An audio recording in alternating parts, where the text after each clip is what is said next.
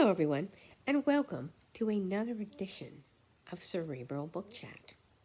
This is a Christmas edition, so I thought that it might be fun to look at kind of a fun book that does kind of remind me of Christmas because I think it came out at Christmas. Well, I think the movie came out at Christmas, so it always reminds me of Christmas anyway.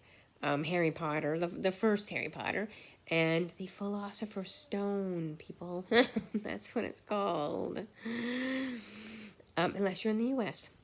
And then they call that the Sorcerer's Stone, but yeah, it's a different meaning, I think. So anyway, I happened upon this, got it as a Christmas present. So I wanted to share it with you guys. There's a whole bunch of these books. I have some of them. But I thought, let's do something fun for the Christmas Cerebral Book Chat. And it's this one. Boom. Bought it for myself as a present. Although there might be some other pieces about it. The Ultimate Wizarding World Guide to Magical Studies. And then it says, a comprehensive exploration of Hogwarts classes and curriculum. So those of you who actually find Hogwarts amazing and want to go there might find this book fantastic because it talks all about what does it mean to be a student. And of course, there are other things that can help you do that. There's a wonderful game about Hogwarts and Hogwarts, a mystery, and where you can actually be a part of it before Harry comes, and it's like your Hogwarts, your experience. So I'm actually in that game. I'm on the 5th year now, and I'm a prefect, which is very, very cool. I am in Gryffindor, because of course, why wouldn't I be in Gryffindor? But yeah, it's been a very fun game. And then this just came out, so I got this at my local, it's called Save on Foods. And it is a very nice book. So let's look at the back here. It's called Enroll at Britain's Premier School for Magic. That's very cool. So we're going to read this. We're going to read this right now. With the Ultimate Wizarding World Guide to Magical Studies, fans of the Harry Potter universe can discover all there is to know about the enchanting subjects covered at Hogwarts School of Witchcraft and Wizardry. Loaded with detailed accounts of Hogwarts courses, professors, classrooms, and more, it is the definitive guide to mapping out all the magical knowledge Harry and his friends glean at the world's most famous wizarding institution. And this is what it contains. Courses and textbook analysis, plant and potion directories, exciting extracurricular activities, and so much more. About MuggleNet. It's kind of like the internet. MuggleNet has been the #1 Wizarding World resource since 1999. It continues to reach more than 100 million readers each month across all its channels. So that's what it is. So let's have a look and see. Let's see what it looks like. Ooh, look at that. Okay, this is what the opening looks. This is what it looks like there. Let's see. It's kind of like, what is this book about? What is this book about? It's kind of a lot of things. Okay, look, there it is. Introduction to Hogwarts Academics. Because really, that is one of the reasons why you might go. And there's so many different kinds of things. I think I'm going to talk about the sorting house. Because I think the sorting ceremony is one of the most exciting things from the movie. And I'd love to know what you'd like to be sorted into. So we're going to talk about that at least a little bit. Sorting ceremony. So that's something, because we all might want to do that. The sorting ceremony is one of the most pivotal events of Hogwarts students. They experience during their 7 years at the school, before gorging themselves or being polite. At the start of the term feast, they are sorted into one of 4 houses by the sorting hat, once the chapeau of Godric Gryffindor, who you might remember, but now charmed to allow the sorting of students to continue after the Hogwarts founders died. Every year, the hat sings a new song of its own composition before the ceremony begins. And those of you who remember the movie and the books might also remember that. The song usually makes notes of the traits that represent each house, though during Harry's 5th year, it also hints at the difficult times again. Harry only hears the Sorting Hat song during his 1st, 4th, and 5th year. Why does anybody think that is? Sorting creates a sense of camaraderie and belonging, which helps students like Harry, who is new to the magical community, settle into their new home.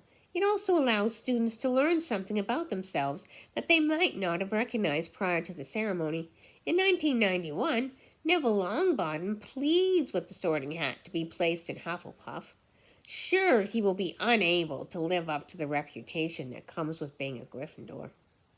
But the Sorting Hat sorts him into Gryffindor anyway. Well, Neville, he didn't understand why at the time.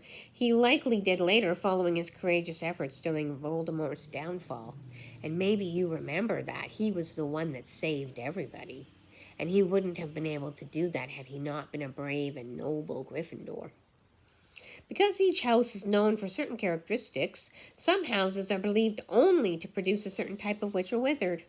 It's commonly thought that Slytherin only produces dark wizards, but it isn't the only house from which dark wizards emerge. The house system causes students to forget that some of all the house qualities are in everyone, and that house members aren't limited to a handful of personality traits. Ultimately, the system can foster prejudice and discrimination, mostly from the Slytherins, who don't like anybody else. If you remember Draco Malfoy and how cruel he was to so many people. But let's have a look and see what else they're talking about.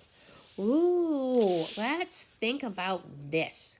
As it's Christmas Day here in Canada, let's think about all the wonderful food that they get to eat for their Christmas feast. Let's think about that, and holiday feast, depending. Let's see. Menus and food offerings at Hogwarts. Meals at Hogwarts are served in the Great Hall. House elves in the kitchen, well, they prepare meals. Oh, look, I got myself my Grinch mug. It's a Grinchy mug. Indeed. Meals at Hogwarts are served in the Great Hall. House elves in the kitchen prepare meals, which are magically sent to the tables above. Standard school fare includes Cornish pasties, roast beef, stew, and Yorkshire pudding. Special dishes are known to appear on the menu for different occasions. Notably, when the Boo-Baton students arrive at the beginning of the 1994-95 school year to take part in the Triwizard Tournament festivities, bouillabaisse is made available. During the holidays, Christmas cake and eggnog make a welcome appearance. Because who doesn't love eggnog, right? These are some of the things they eat. I'm going to read it. Apple pie, bacon and steak, baked pumpkin, beef casserole, black pudding, which is an English treat, I believe, boiled potatoes, chips, which are actually fries in the States, chocolate eclairs, chocolate gâteau, chocolate cake, Christmas pudding, which is quite lovely, and made with caramel, I believe, and maybe rum, I think. Yeah, Cornish pasties, which I love. Cranberry sauce, which I also love. Crumpets, eggnog, which I also love. Eggs, fried tomatoes, gravy, which I also love. Ham sandwiches, jam donuts, lamb chops, mashed potatoes, peppermint humbugs, which I think is like a candy. Pork chops, which I also love. Rice pudding, roast beef, roast chicken, which I also love. Sausage, which I also love. Shepherd's pie, which I also love. Spotted dick, which is funny, but it's like a dessert. Sprouts, steak and kidney pudding. Stew, treacle tart, which I think is good, another British dish. Trifle, tripe, turkey, and Yorkshire pudding, which I like a lot. And those are some different things that are happening there as well. And there's lots of different things. So they talk about the textbooks, they talk about the classes, they talk about the class schedule and the exams and how hard it is. It's pretty hard. And then let's see what else we're going to talk about. Oh, philosophies, the different philosophies of the different teachers, right? And then that kind of thing. And then apparently there's different tutors that can help, like Remus Lupin. He does a lot of helping. And then, of course, Albus Dumbledore, he does a lot. And then lots of different things that go on there. And you can take alchemy. I think that'd be cool. What do you guys think? I think alchemy would be cool. Because that's where the Philosopher's Stone comes in. And then you can take ancient runes. Ooh, I think that might be an interesting thing to take. Ancient runes. And then, let's see if there's any other interesting things you can take. Astronomy. Ooh, here, wow. Who wants to take astronomy? I think I do. I always love so much about that. I would take astronomy. I really would. And then let's see if there's another thing. Well, yeah, let's see. I'm still looking. Charms. That's another one. So, wow, there's just so many different classes that you can take. And then, what else are we talking about with this book? Yeah, oh no, there's still you can take herbology. I think that might be a thing. That might be an interesting thing, too. Oh, wow. And then they have a huge key here to the timeline of how the magical world was developed. Do you want to look? There's a timeline. I don't know if you could read that, but it's a timeline of all the things that have happened, right, in the wizarding world. And I think that is most of the book, everybody. But what an exciting book indeed. It is the Ultimate Wizarding World Guide to Magical Studies. So that is our Christmas Cerebral book chat, which I hope was actually entertaining. And I will come back again in the new year. Happy New Year, everybody.